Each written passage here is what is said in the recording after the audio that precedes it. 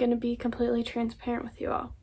I have already filmed this video once, and I am not happy with how it came out. So I put off the inevitable, which was to refilm it. And I did the most for that take.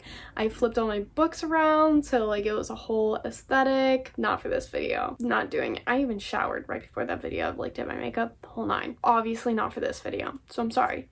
But I'm still very excited to be talking to you all about my Dark Academia readathon.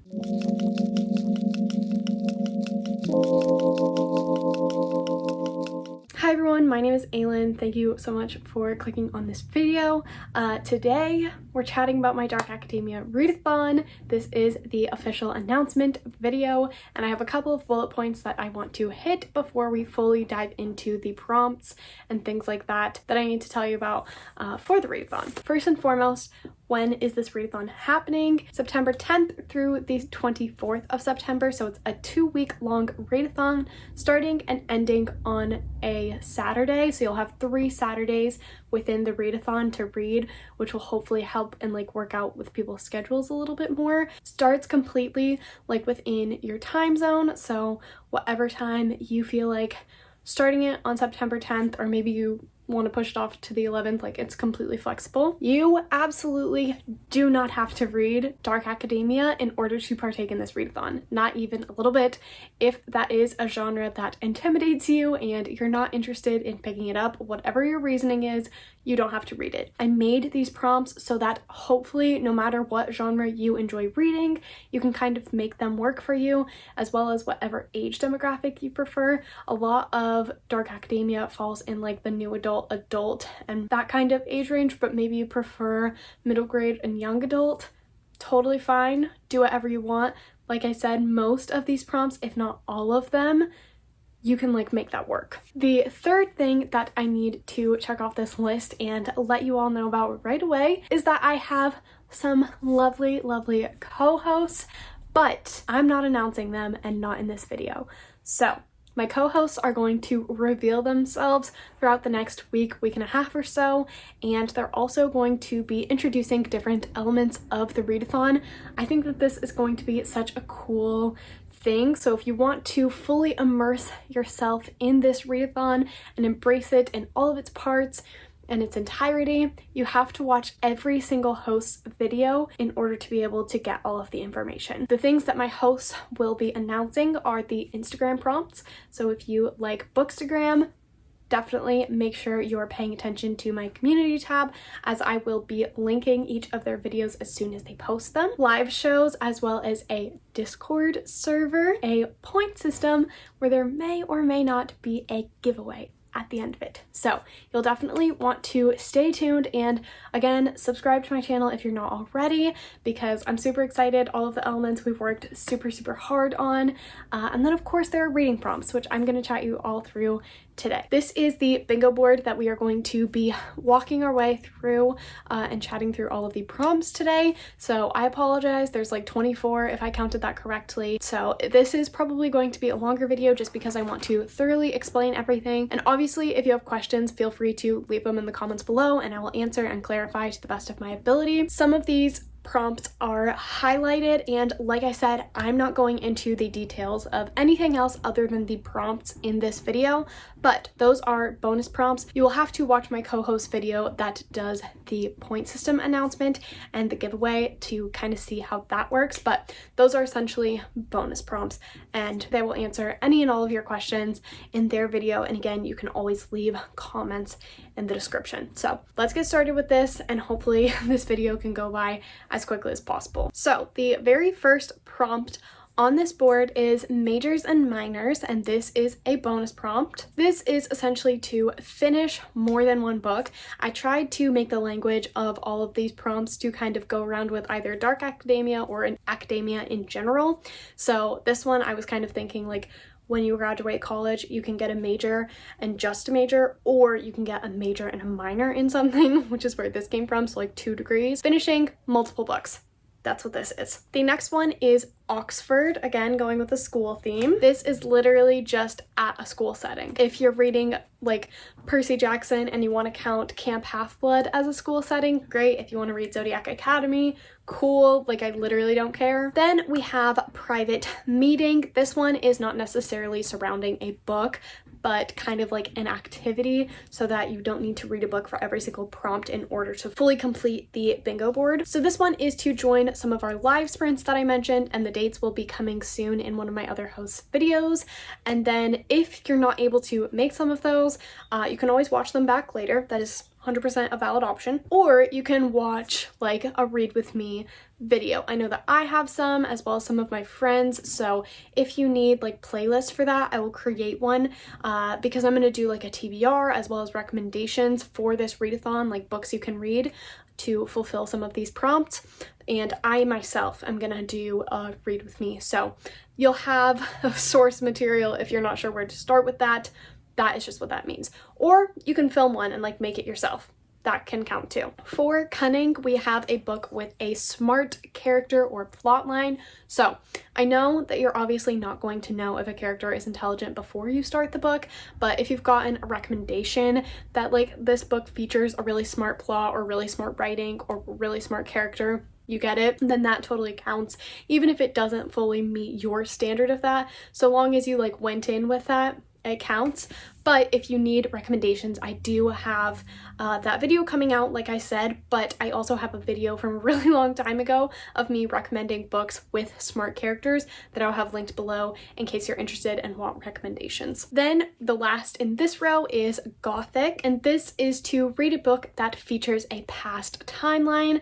So whether it be flashbacks, whether it be set in like Victorian England or like whatever, maybe you're reading a historical romance, a historical fiction, what have you, it counts. Moving down to the next row, we have Spooky. This is to read a book with a mystery plot line. So again, could be like romantic suspense, it could be like a middle grade where they're trying to do a whodunit type of thing, or you could read like a mystery thriller or a cozy mystery, like whatever. Then we have Pretentious, because I feel like that suits the dark academia vibe. A lot of the like characters featured in dark academia books I feel like come off as pretty pretentious, and sometimes those books have pretty pretentious writing styles. How many times can I say pretentious? But this one has two different options for like interpretations. You can do a book that you are intimidated by or the fandom typically gatekeeps, which I find to be super intimidating, or you can read a book that to you fits the that girl aesthetic. I feel like pretentious is an adjective that could be used with the that girl vibe. That's how I understand it. I'm not really on TikTok. I don't fully understand a lot of things that happen on social media, so like maybe I'm totally wrong and you can yell at me in the comments for that. And like, I am not trying to throw any type of shade at anyone. Live your life, do your thing. Sometimes I act pretentious just for fun. Halloween maybe. Then we have another bonus prompt. As you'll notice, there's one for every single row, so that hopefully you can almost always have a bonus prompt in there when you're like completing the bingo. So for Thrills and Chills, this one is a bit more specific, but again, like read within whatever age range and whatever you qualify. So this is to read a mystery or thriller. So if you want to read like a young adult one or even middle grade because you don't like thrillers often, like totally fine. But if you do really love thrillers, then this is a really good opportunity. So then we have Forbidden, which is honestly maybe one of my favorite prompts, but it's also pretty vague. So this is literally just if someone is doing something that maybe they shouldn't be, so maybe they're falling in love with someone that they shouldn't be, like someone from a rival clan or kingdom or whatever. Or maybe they're doing something illegal, like in Portrait of a Thief, like he's an art thief, like that type of thing. So somebody doing something that they shouldn't be, which is pretty much in every book, so you shouldn't have too much trouble with that one. Then we have Hard Work, and this is to read a book over 400 pages. So it could be a graphic novel with a bunch of pictures and not a lot of text. That works. Or it could be like this massive classic tome. Whatever you want, over 400 pages, you're good. Moving on to the third row, we have Secret Society, and this is just to have a book that features a collective like group of characters, preferably that like each other, but they don't necessarily have to. So it could be like a sorority or like a coven. I know that The Ravens by Cass Morgan and Danielle Page has like a coven posing as a sorority in it, so that could work. Or it could just be like a found family trope like in ACMAF. Then we have Dark and Dreary, which I am really giving you guys a ticket to like clear the runway on this one. So for this one, it is to read a book with dark in the title, and it can be the word dark if you want, but it could also be a dark color. The actual title itself could have could be a dark color on the cover. It could be like a burgundy or a black, or it could be something that alludes to darkness, so maybe shadows, the moon, something like that. The depths of the ocean, like that could be dark. So then, as with every good bingo board, we have a free space, and this is a beautiful Grecian statue. I thought that the line art was gorgeous on Canva. The next prompt after the free space is Broody, and that is to read a book with a character that gives off a bit of an emo vibe. So maybe you want to read City of Glass, and we're talking about Jace. Or maybe you want to read Clockwork Prince or Clockwork Angel, like just the Infernal Devices as a whole, and we're talking about Will. Like, whatever, I'm just throwing out ideas. Then the bonus prompt for this row is Par for the Course. I know that's more of a golf term, but it had the word course in it, so I don't know what you want from me. I did this at 3 a.m. That is literally just to complete a bingo, so like, you are getting an extra one by completing that bingo. You did it. Good job. Moving on to the fourth row, the first one is Cutthroat, and that is to read a book under 400 pages. And this one also has another interpretation, and that is that you could have a bloody or a really brutal book. So maybe you want to read Brutal Prince. That's brutal, like, because it has brutal in the title. You want that to work, cool. Blood and Honey, that also works. Or maybe you're reading The Poppy War by R.F. Kong and just the context of it is really heavy and awful. If you want to read a shorter book, or you want to like read a lengthier book and that's more your speed anyway, something that's brutal in one way or another. Maybe it's emotionally brutal, like Confidence of Wildflowers, because that literally made me cry. The bonus prompt comes pretty quickly for this row, and that is Climb the Ranks. This one is to read a sequel in a series. I want to clarify that you absolutely do not have to have read the like previous book within the confines of the readathon. You don't have to do that. And you also don't have to have read any of the previous books prior to the sequel that you're reading before if you don't want to. So like if it's a romance series and you pick up the 7th one without having read like 1 through 6 or anything after that, totally fine. Just something that is not the first book in the series. Then we have Academia. This is to read into the late hours, and again, whatever that means for you. So if you set aside like scheduled time for your reading and it's like 3 p.m. to 4 p.m. and you read until like 4:30, awesome.